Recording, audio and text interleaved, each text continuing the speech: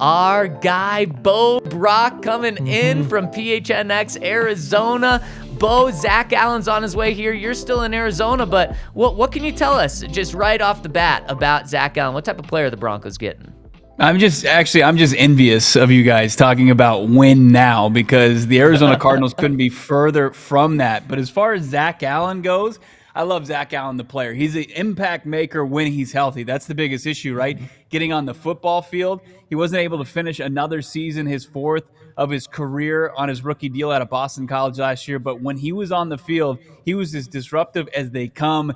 Kind of a mini J.J. Watt. And he's not that much smaller than J.J. Watt, but he was out there. He was in the opposing offense's backfield. He was batting down passes, and he was just an absolute offensive nightmare for the opposing teams that were facing the Cardinals last season. I know they went 4-13, but Zach Allen was one of the lone bright spots. You look at Buda Baker, you look at Zach Allen, you look at J.J. Watt. Those are the guys on this defense that you could really kind of rely upon. And now Allen's gone, Watt's gone, and all the Arizona Cardinals have is Buda Baker. You guys are really benefiting from the Cardinals rebuilding here in the desert.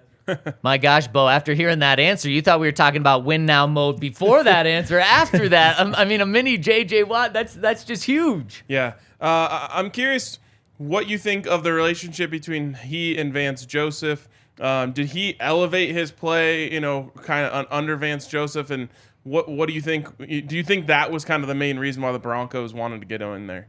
Yeah, I got to kind of make sure I don't say this in front of any Cardinals fans as far as Vance Joseph and developing players, because you can't really point to a whole lot of them, right? While Vance Joseph was the DC here in Arizona, to say that he had a lot of success developing young players, I think I would be, not exactly telling you the full truth here. But Zach Allen, I think you can point to him as one of the few success stories, him and Byron Murphy. But also Zach Allen had the benefit of kind of playing with his mentor in J.J. Watt and having that guy that he could just kind of throw questions at, almost to J.J. Watt's like ad nauseum with J.J. Watt. He said he was kind of like the annoying little brother. But over the last 2 seasons, Zach Allen, you saw his game benefit so much from playing with Justin James Watt.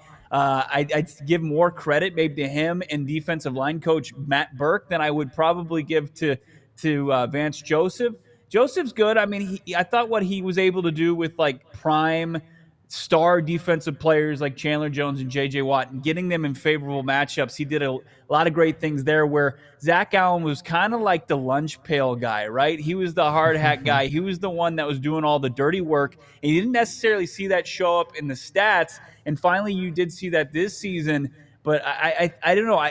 I would pause before giving Vance Joseph too much credit. But, through my dealings with Vance Joseph and seeing the ascension of Zach Allen throughout this contract year and talking to Vance on a weekly basis, he's very proud of the progress that Zach Allen made. And you have to give him at least a little credit. And obviously, Allen and his representation were confident enough to follow VJ to Denver, even though it was very lucrative. I don't think anybody can deny that.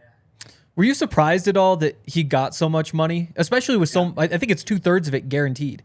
Yeah, it was kind of surprising when you see Hargrave, who was extremely productive for the Philadelphia Eagles, and he was available, where Zach Allen once again didn't finish the season. Just his injury history and his inability to stay on the field.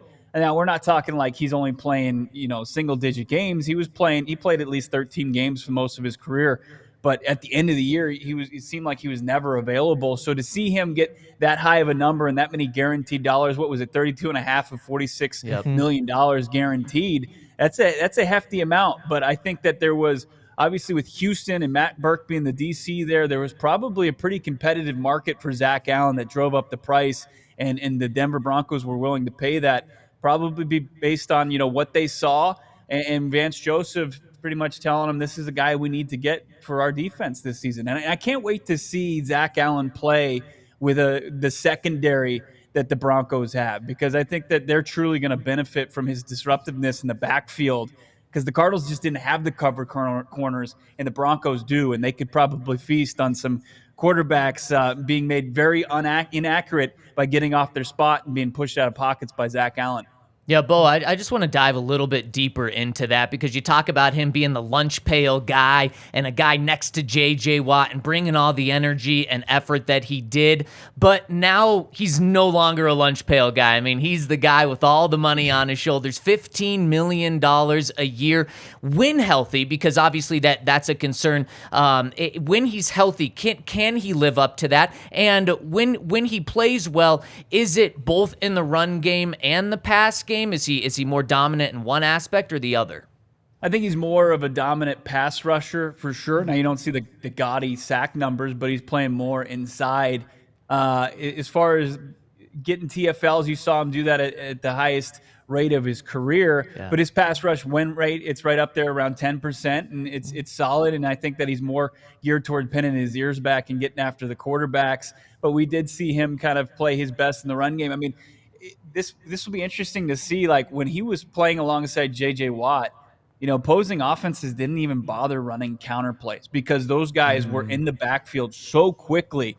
And I think you saw that even like on plays where J.J. Watt wasn't on the field. He wasn't on the field every down. So you got kind of a good glimpse at it, sample size, that, Zach Allen can still be that disruptive. So, he could be, I think, given like maybe a better supporting cast, but him alone, no doubt. No, I would say he's more geared up towards getting after the quarterback than he is slowing down run games. I think that's where people want to see his game grow, as now he's secured this amount of money. But man, is he a hard worker? I mean, talk about at this time last year, guys, as he was staring down a contract year, he had to have an ankle surgery. He was putting in 10-hour days. He was putting in rehab and gearing up for the 2022 season. And it was like pretty much a 6-month process from the end of the 2021-2022 season. He was working round the clock, it felt like, to get ready for his contract year. And man, was he ready, and put forth a pretty solid effort in 2022. It seemed like, I went back and watched the game against the 49ers, and about half the time he's lined up on the edge and half the time he's in the middle of the defense. I'm curious where you liked him better. Yeah, that's a good question. I kind of liked him inside a little bit more than coming off the edge. I think that he's got a little sneaky quickness. Now, I'm not going to say he's quick, but I mean, for a guy his size, as wide as he is, but then you look at how he was off the edge and how he did such a great job getting his hands up and just batting down passes. I think that his versatility is something that's obviously appealing to a lot of defensive coordinators, including Vance Joseph. But I thought when he was inside, he has the ability to kind of beat some guards that obviously can't match his physicality and maybe the little slight, little quickness that he has over those guys. Bo, we know that we like to keep things positive around here, but little birdie told me Johnny Venerable, your co-host over there at PHNX, kind of went off on Zach Allen yesterday. What was he saying? Is it just availability we need to be concerned about? Are there any question marks that we need to know about Zach? Look, my guy Johnny Venerable is passionate. All right, I will say that he is as passionate as any football pundit, analyst, expert, whatever insider out there. And he was just getting let's put this in context. The Arizona Cardinals probably have no business giving Zach Allen close to $46 million with $32 million guaranteed, on average $15 million a season. That's just, when you're staring down a full rebuild, that's probably a luxury you can't afford to pay in future money. So I think that he was making the point that the Cardinals have no business paying him. And it's like it's like baseball arbitration, right? You have to make your case against the player sometimes, and it doesn't look pretty. And I think that's what my guy Johnny was doing. He'll admit to you that Zach Allen is a good player. And sometimes he has a lot of great moments during the game. But the injury history and then what the Arizona Cardinals are staring down as far as a rebuild, they just couldn't afford that. And that was the point he was kind of making. But throughout that, my passionate friend Johnny Venerable made it look like he kind of was just dragging our guy Zach Allen, which I don't think is fair. I mean, it was just, if you watch the 90-second clip, you're like, what the hell did Zach Allen do to Johnny Venerable? But he'll admit to you even on camera that he thinks Zach Allen's a good player. All right, last one I got for you. Our basketball beats here at All City have kind of been throwing jabs in the Slack saying, wellness check on DNVR hoops, wellness check on PHNX hoops. So I just want to put out a wellness check over on our PHNX football guys. Things have been quiet over there the 24 hours.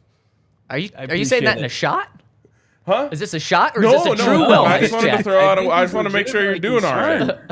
He's concerned for the well-being of his boys over here. Watch everybody have fun. I mean, the CHGO guys, they're spending money like they got their parents' credit card, and they're just going crazy. And then you guys and Sean Payton, you steal our coach, you're stealing our players. I appreciate RK checking in on us because things.